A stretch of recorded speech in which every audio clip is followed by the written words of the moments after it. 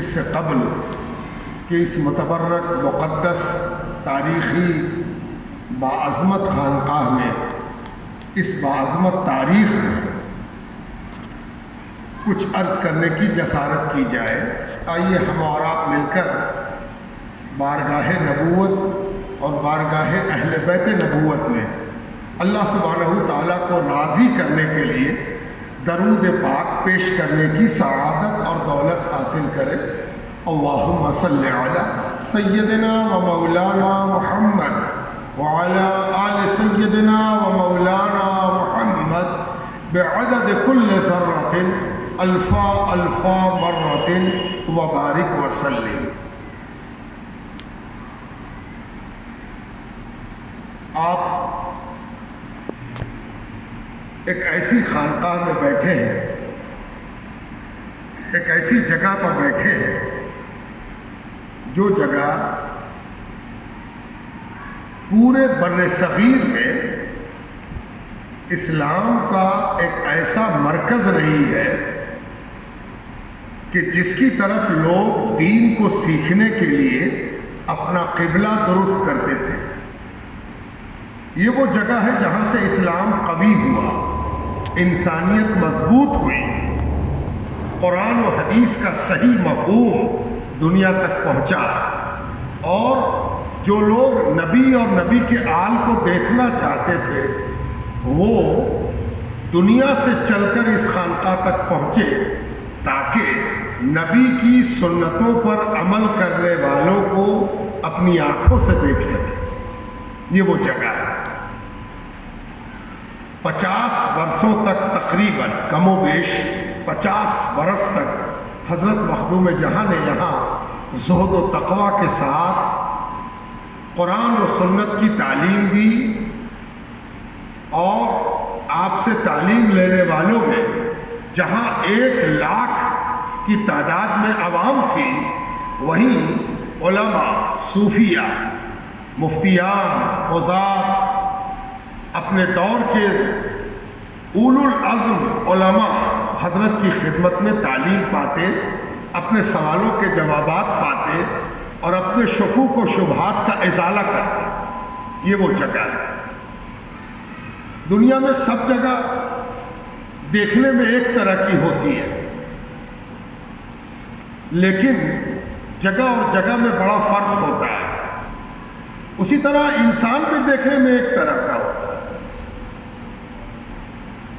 انسانی بناوٹ ایک طرح کی ہوتی ہے اور آدمی دیکھ کے کہہ دیتا ہے انسان ہے، لیکن وہ یہ نہیں جانتا کہ ایک طرح کی دکھنے والی چیزوں میں کتنا بڑا فرق پوشیدہ ہوتا ہے۔ مولانا جلال الدین رومی نے ایک مثال دی ہے اپنی مثنوی میں، اور ارشاد فرمایا کہ فارسی زبان کے 2 لفظ ہیں، ایک شیر ہے اور دوسرا شیر ہے۔ یہاں پڑھے لکھوں کا مجمع ہے، طلباء ہے۔ شیر اور شیر فارسی پڑھائی جاتی ہے مدارس میں، بہار کے مدارس میں۔ آمد نامے سے فارسی کی پہلی تک تقریباً ہر طالب علم پڑھتا ہے، جس کو اللہ توفیق دیتی وہ گلستہ اور بوستہ کی طرف جاتا ہے، مثنوی تک پہنچتا ہے، پندنامے تک پہنچتا ہے، منطق الطیر تک پہنچتا ہے۔ شیر اور شیر، اس کو اگر کاغذ پر لکھا جائے تو لکھنے میں بالکل ایک طرح کا لکھاتا ہے۔ دونوں میں شین ہے، دونوں میں یہ ہے اور دونوں میں رے ہے، لیکن شیر پھاڑ کھاتا ہے، جان چھین لیتا ہے، جان لے لیتا ہے۔ ٹھیک اس کے مقابلے میں ٹھیک اسی طرح لکھا جانے والا شیر، جس کے معنی اردو میں دودھ ہوتے ہیں، دودھ، ملک، یہی دودھ اس ایک طرح لکھے جانے کے باوجود لوگوں کو زندگی بخشتا ہے، صحت دیتا ہے، زندگی کی حفاظت کرتا ہے۔ ایک طرح لکھے جانے والا دونوں لفظ اپنی تاثیر، صفت اور اپنی پہچان میں آسمان و زمین سے بھی زیادہ فرق رکھتا ہے۔ اس لیے کسی چیز کو ایک طرح کا دیکھ کر دھوکہ مت کھانا۔ خالی ہے، ادھر بھی رہنا چاہیے، کیا کہتے ہیں خالی۔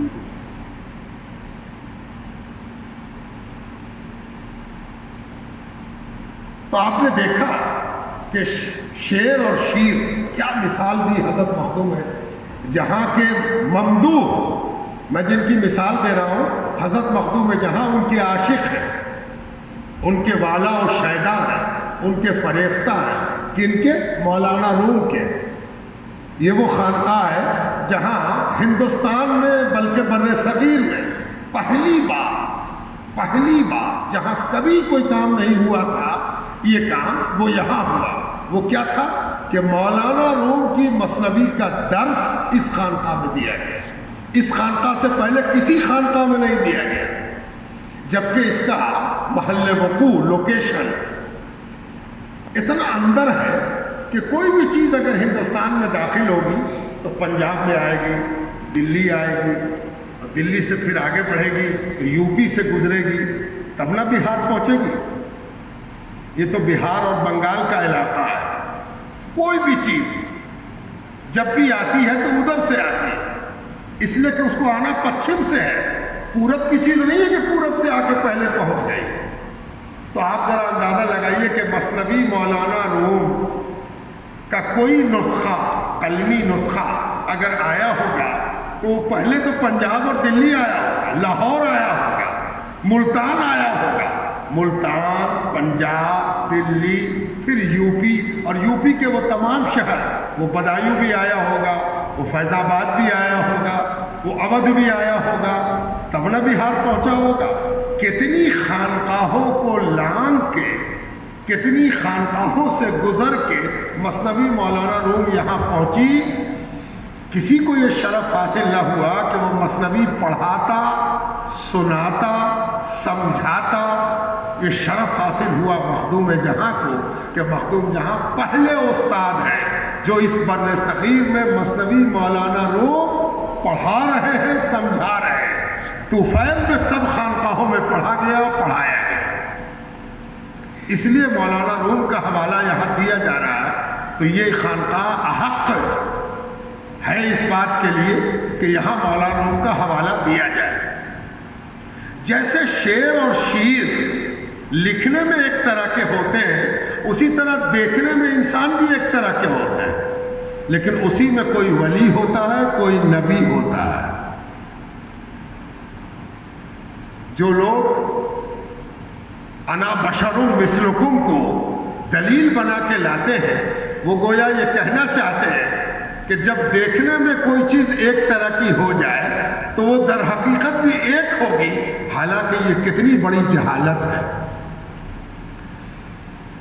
تو آج عاشورے کا دن ہے،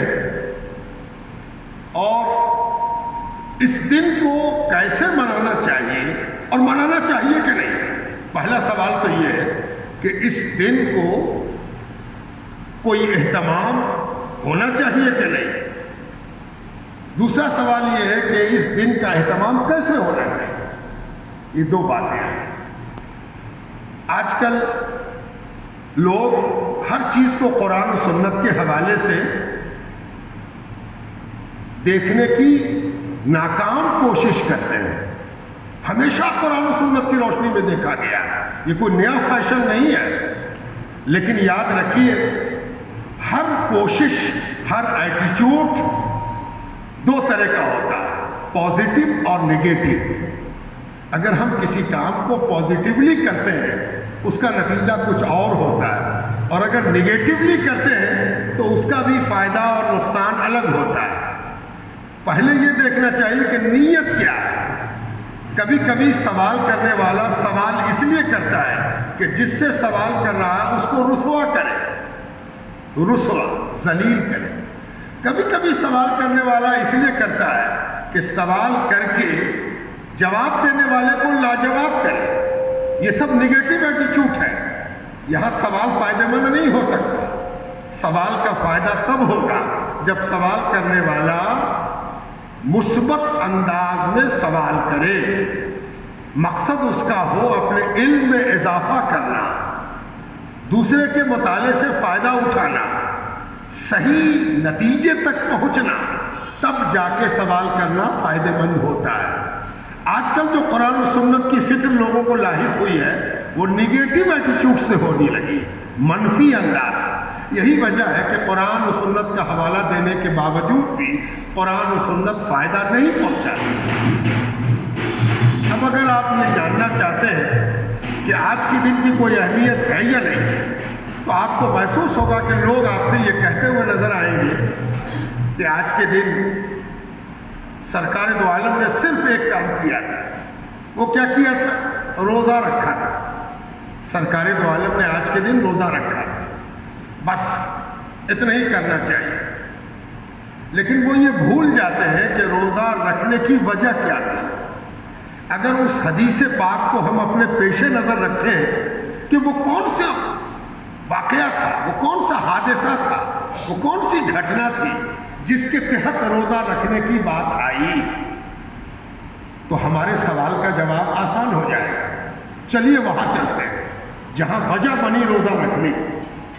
حدیث پاک میں سیر کی کتابوں میں یہ روایت ملتی ہے کہ سرکار دو عالم جب مدینہ آئے، کب آئے مدینہ سرکار؟ 12 ربیع الاول۔ سرکار نے مدینہ کی زمین پر قدم رکھا ہے 12 ربیع الاول۔ اگر کوئی آپ سے کہے کہ 12 ربیع الاول کو کیا ہوا تھا، آپ کہیے ولادت تو کہے اختلاف ہے، آپ کہیے وفات تو اختلاف ہے، تو اس سے آپ کہیے ایک بات پر کوئی اختلاف نہیں، ایک بات پر، ایک حقیقت پر، ایک تاریخ پر کوئی اختلاف نہیں۔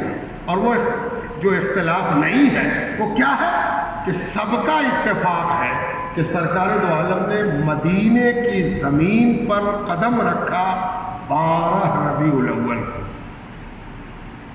خوشی منانے کا سبب یہی ہے کہ اہل مدینہ نے خوشی منائی، ان کی سنت ہے کہ 12 ربیع الاول کو خوشی منائی جائے، ہے نا؟ تو 12 ربیع الاول کو سرکار مدینہ آئے، ربیع الاول گزرا، ربیع الاخر گزرا، جمادی الاولیٰ گزرا، جمادی الاخری گزرا، رجب گزرا، شعبان گزرا، رمضان گزرا، شوال گزرا، ذیقعد گزری، ذی الحجہ گزرا، آ گیا محرم، ہے نا؟ محرم آ گیا، یعنی تقریباً 9 مہینے گزر گئے مدینے میں قیام کو۔ جب 9 مہینے کے بعد محرم کا مہینہ آیا تو یہ پہلا محرم تھا جو مدینے میں سرکار دو عالم کے سامنے آ رہا تھا۔ اور جب محرم آیا تو 10 تاریخ آئی، اور جب 10 تاریخ آئی تو سرکار دو عالم نے ایک نئی بات دیکھی، اور وہ بات کیا تھی کہ مدینہ جو آبادی تھی اس کے اکثر کونے پر یہودیوں کی بستیاں تھیں، یہودی بستیاں سب بسی ہوئی تھیں، اور ان کے اہل مدینہ سے تعلقات ہیں، آنا جانا، کاروبار، لین دین، خرید بکری اہل مدینہ سے یہود کی بستیوں کے اندر اختلاط تھا، ملے ہوئے تھے۔ سرکار دو عالم نے محسوس کیا کہ یہودیوں کے ہاں کچھ اہتمام ہے، کچھ تیاری ہو رہی ہے، لوگ آ رہے ہیں، جا رہے ہیں، عام دنوں سے الگ ہٹ کے کچھ چھٹا ہے، کچھ منظر ہے۔ تو حضور صلی اللہ علیہ وسلم نے اہل یہود سے پوچھا کیا بات ہے، کیا خاص بات ہے، ذرا توجہ سے سنیے گا، تب جا کے آپ کو اپنے پہلے سوال کا جواب ملے گا کہ آج کچھ منانا شرعاً درست ہے یا نہیں، یہ اس کا جواب ہے۔ سرکار والوں نے پوچھا آج کیا خاص بات؟ یہود نے کہا آج بڑا خاص دن ہے، آج بڑا اہم دن ہے، آج بہت امپورٹنٹ دن ہے۔ سرکار والوں نے پوچھا وہ کون سی خاص بات؟ یہود نے عرض کیا یا رسول اللہ، یا یہود نے کہا اے محمد، اے مسلمانوں کے نبی صلی اللہ علیہ وآلہ وسلم، آج ہی کے دن موسیٰ علیہ السلام اور بنی اسرائیل کو، جن کی ہم اولاد ہیں، جن کے ہم بال بچے ہیں، جن کی ہم نسل ہیں، ان کو آج ہی کے دن اللہ نے فرعون اور فرعون کی ظالم عوام سے چھٹکارا دیا. آج ہی کے دن فرعون غرقاب ہوا تھا اور اس کے تمام وفادار ظالم سپاہی بھی اس کے ساتھ دریا میں غرقاب ہو گئے تھے. اور اس دن ہم لوگوں نے نجات پائی تھی، نجات پائی، چھٹکارا پایا، اطمینان ہوا تھا. اسی لیے آج کے دن ہم اللہ کا شکر ادا کرتے ہیں اور اپنی عبادت کو کچھ خاص بناتے ہیں. اور وہ اس طرح کہ ہم آج کے دن روزہ رکھتے ہیں. کون روزہ رکھتے ہیں؟ یہودی روزہ رکھتے ہیں. آج کا کوئی مولوی جسے محرم سمجھ میں نہیں آتا، وہ اگر اس بات کو سنتا یا سن لے اور اسے حدیث کا علم ٹھیک سے نہ ہو تو وہ کہے گا یہ سب ضلالت اور گمراہی ہے. بتائیے تو موسیٰ علیہ السلام کو کب نجات ملی؟ 1000 سے زیادہ برس ہو گئے.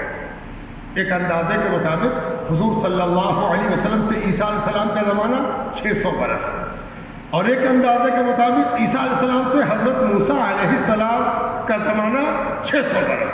تو 600 1200 برس. 1200 برس پہلے جو واقعہ ہوا اس کو یہ بے وقوف لوگ منا رہا. بتائیے تو، نہ اس کے سامنے ہوا، نہ اس کے ابا کے سامنے ہوا، نہ اس کے دادا کے سامنے ہوا. یہ 1200 سال پہلے ہوا تھا تو ہوا تھا. اس کو کیا ضرورت پڑی کہ اس کو سیلیبریٹ کرے، منائے؟ پہلے بتائیے تو اس کے لیے روزہ رکھ رہا.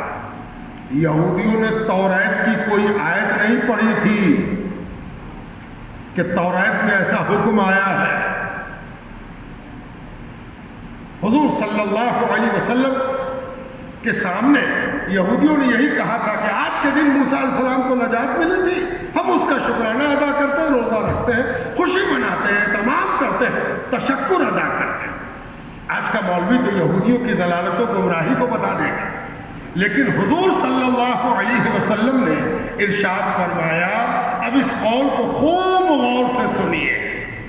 کیا کہا سرکار دو عالم؟ یہی لینڈ مارک ہے، سنگ میل ہے، شریعت کی بنیادی باتوں میں سے ایک بات ہے. اور وہ بات کیا ہے کہ حضور نے فرمایا موسیٰ علیہ السلام کا حق. جب ایک نئی بات معلوم ہے، حق ہوتا ہے. موسیٰ علیہ السلام کا حق، لفظ حق استعمال کیا ہے، عربی میں استعمال کیا احق.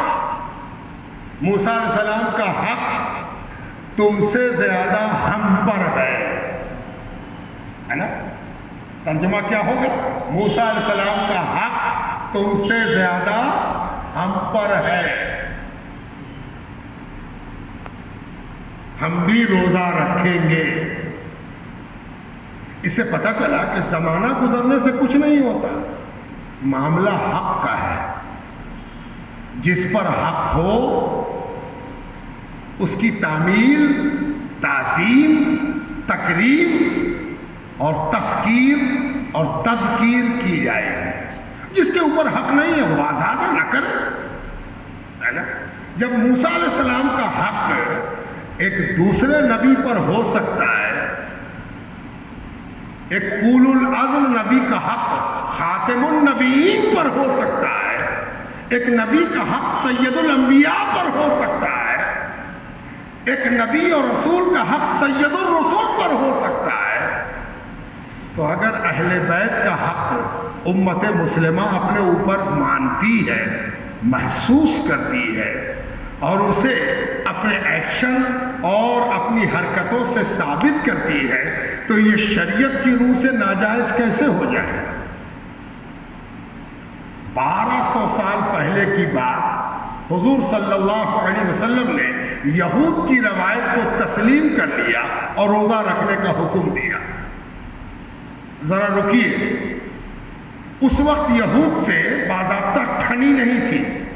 یہ وہ دن تھے جب یہود سے معاہدہ ہو رہا تھا. یہ وہ دن ہے جب میثاق مدینہ ترتیب پا رہا تھا. سرکار دو عالم نے یہود کو قریب کیا تھا، ان سے بات چیت کی تھی، ان کی بھلائی کی ترکیبیں سجھائی تھی اور میثاق مدینہ کیا تھا. لیکن کچھ دنوں کے بعد یہودی دھیرے دھیرے اسلام اور مسلمانوں کے دشمن ہوتے گئے، ایسے دشمن کہ دنیا میں سب سے بڑے دشمن وہ ہو گئے۔ تو حضور اگر چاہتے تو کہہ دیتے کہ کل تو ہم نے روزہ رکھا تھا، اب یہودی دشمن ہو گئے ہیں، اب ہم روزہ نہیں رکھیں گے، اب ہم روزہ نہیں رکھیں گے، ہے نا؟ لیکن جانتے ہیں حضور نے کیا کہا؟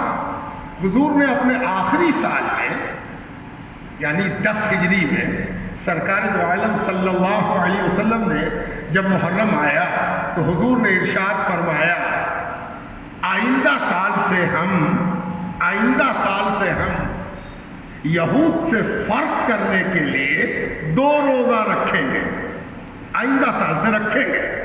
سرکار دو عالم 11 ہجری میں دنیا کے سامنے موجود نہیں تھے، اس لیے اس قول پر عمل نہیں ہوا، لیکن فقہا عمل کراتے ہیں اور کہتے ہیں کہ ایک کے بجائے 2 روزہ رکھنا چاہیے۔ لیکن میں آپ کو تفہیم کے لیے، سمجھداری کے لیے ایک بات عرض کرنا چاہتا ہوں کہ فرق تو روزہ چھوڑ کے بھی ہو سکتا تھا۔ توجہ چاہتا ہوں، علماء بھی یہاں بیٹھے، فرق ہی کرنا تھا نا، تو حضور کہہ دیتے کہ رکھا تو رکھا، اب نہ رکھیں گے، نہ رکھنے سے بھی فرق ہو جائے گا کہ یہودی روزہ رکھتے تھے، ہم نہیں رکھیں گے۔ سب سے بڑا فرق تو یہی ہوگا کہ یہودی روزہ رکھتے تھے، ہم نے رکھنا شروع کیا تھا، ہم نہ رکھیں گے، پورے طور پر فرق ہو جائے گا، تم روزہ ہونا، ہم روزہ نہ، فرق ہو گیا۔ یہ کیسا فرق ہے کہ ایک روزے کے بجائے 2 روزہ رکھیں گے؟ اگر یہودیوں کی نقل میں یہ کام کیا گیا ہوتا تو روزہ چھوڑوا دیا جاتا، ارے یہ کام حق کی بنیاد پر ہوا تھا، اسی لیے چھوڑنے کا سوال ہی نہیں تھا، اس لیے کہ جب حق ہوتا ہے تو حق کی ادائیگی بھی لازم اور فرض ہوتی ہے، واجب ہوتی ہے۔ یہ روزہ حق کی بنیاد پر رکھا گیا تھا، اس لیے 1 سے 2 ہو سکتا ہے، 1 سے 0 نہیں ہو سکتا، حق ختم نہیں ہوتا، حق کی تو حفاظت کی جاتی۔ اب محرم کا اہتمام حق کی بنیاد پر ہوتا ہے، حق ہم سب پر نبی کا حق ہے، اور نبی کے حق سے اہل بیت کا حق ہے۔ نبی کے حق کی ہی کئی شکلیں، افسوس یہ ہے کہ اس پر کام بہت کم ہوا۔ دنیا اسلام میں جب کتابیں لکھائیں تو مناظرے پر زیادہ لکھا گئی، جھگڑے پر زیادہ لکھا گئی، کام کی بات پر کتابیں لکھائیں لیکن مناظروں کے مقابلے میں کم لکھائیں۔ صرف ایک کتاب اس حوالے سے ملتی ہے، صرف ایک کتاب، اور وہ کتاب حقوق مصطفیٰ پر مرتب ہوئی ہے کہ امت پر مصطفیٰ صلی اللہ علیہ وآلہ وسلم کے کیا کیا حقوق ہیں۔ الشفا اس کو کہتے ہیں، یہ کتاب الشفا بتعریف حقوق المصطفیٰ، کتاب کا نام کتاب الشفا۔ اور اس کتاب میں یہ وضاحت کی گئی ہے کہ امت پر، آپ لوگ سنتے ہوں گے تقریروں میں حقوق اللہ اور حقوق العباد،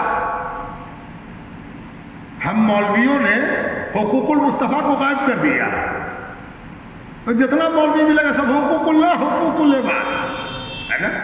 ارے بیچ میں حقوق المصطفیٰ بھی ہے صلی اللہ علیہ وآلہ وسلم، نبی کا حق بھی امت پر ہے، اس کو کیوں بھول گئے؟ حقوق اللہ یقیناً وہ چیز ہے جو مصطفیٰ نے سکھایا ہے، اور حقوق المصطفیٰ وہ چیز ہے جو اللہ نے سکھایا ہے نا؟ یاد رہے، رب کی پہچان کس نے کرائی؟ مصطفیٰ نے کرائی، اور مصطفیٰ کی عظمت، برکت، حقیقت کی پہچان کس نے کرائی؟ اللہ سبحانہ وتعالیٰ نے کرائی۔ جب بھی حقوق مصطفیٰ کی بات اٹھے گی، محرم اس حق سے یاد آئے گا۔ ایک بڑی حیرت انگیز بات ہے کہ لوگ اولاد کا حق سمجھنے کے لیے حوالہ کھوجتے ہیں، اولاد کا حق کھوجنے کے لیے حوالہ کھوجتے ہیں۔ مجھے بڑی حیرت ہوتی ہے، میں نے ایک آٹو بایوگرافی، خود روش سوانح حیات پڑھی۔ ایک بڑی مشہور عیسائی راہبہ تھی، ہندوستان میں جن کو لوگ مدر ٹریسا کہتے ہیں، مدر ٹریسا، آپ نے بھی نام سنا ہو، ان کی بڑی خدمات ہے کوڑھیوں اور جن کو جذام کی بیماری ہو جاتی ہے ان کو دنیا اچھوت مانتی ہے، وہ ان کی خدمت کرتی تھی، کھلاتی تھی، پلاتی تھی، رکھتی تھی، سنبھالتی تھی۔ خدمات، کسی کی خدمات سے آدمی انکار نہیں کرتا۔ ہم حاتم طائی کی سخاوت یاد کرتے ہیں۔ مسلمان کسی کی اچھائی کو مٹاتا نہیں ہے، مسلمان کا کام یہ ہے کہ وہ سب کی خوبیاں بیان کرتا ہے۔ مسلمان کبھی کسی کی خوبیوں کے ساتھ ناانصافی نہیں کرتا۔ تو مدر ٹریسا ایک بار خود لکھتی ہے کہ میں لندن کی رانی سے ملنے گئی، کوئین آف دا لندن سے، کوئین آف دا انگلینڈ سے ملنے گئی، تو مجھ کو وقت ملا 5 منٹ۔ آپ تو جانتے ہیں کہ جب کسی بڑے وزیر اعظم، صدر مملکت سے آدمی ملنے جاتا ہے تو اس کو ٹائم ملتا ہے، اب گھڑی دیکھ کے ملاقات ہوتی ہے، گھڑی دیکھ کے ملاقات ختم ہوتی ہے، minute to minute programme. 5 minute کا وقت ملا تو ٹریسا کہتی ہے کہ مجھے بڑی فکر ہوئی کہ 5 منٹ میں ہم کیسے بات کریں گے،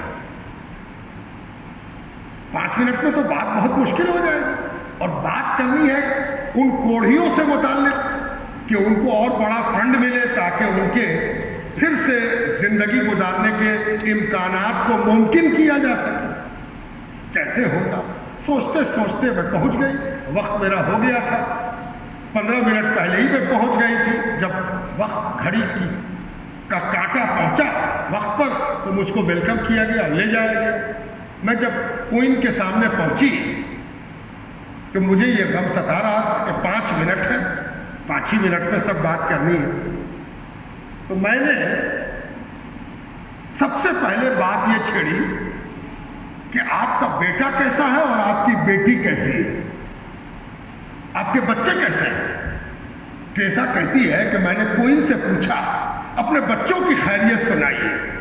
اتنا کہنا تھا کہ کوئین نے اپنے بیٹے اور بیٹی کی تفصیل سنانی شروع کی۔ بیٹا اتنا بڑا ہو گیا، بیٹی اتنی بڑی ہو گئی ہے، بیٹا یہ کر رہا ہے، بیٹی یہ کر رہی ہے، بیٹے کا یہ پلان ہے، ہم بیٹے کے بارے میں یہ سوچا ہے، بیٹی کے بارے میں یہ سوچا ہے، بیٹی کو تو یہ کرائیں گے، بیٹی کو یہ سکھائیں گے۔ اب جب خود راجا یا رانی بول رہی ہو تو گھڑی کون دیکھے؟ سیکورٹی کا عملہ بھی گھڑی بھول گیا، اس لیے کہ رانی بول رہی تھی، میں نہیں بول رہی تھی۔ جب گھڑی دیکھا گیا تو 10 منٹ ہو چکا تھا، 5 منٹ کی ملاقات کا وقت 10 منٹ میں بدل چکا تھا۔ اور جب 10 منٹ ہو گیا تو خود رانی نے گھڑی دیکھی اور کہا، ارے 10 منٹ ہو گیا، معاف کیجیے گا، میں کچھ آپ نے بچوں کا ذکر چھڑا، میں وقت بھول گئی۔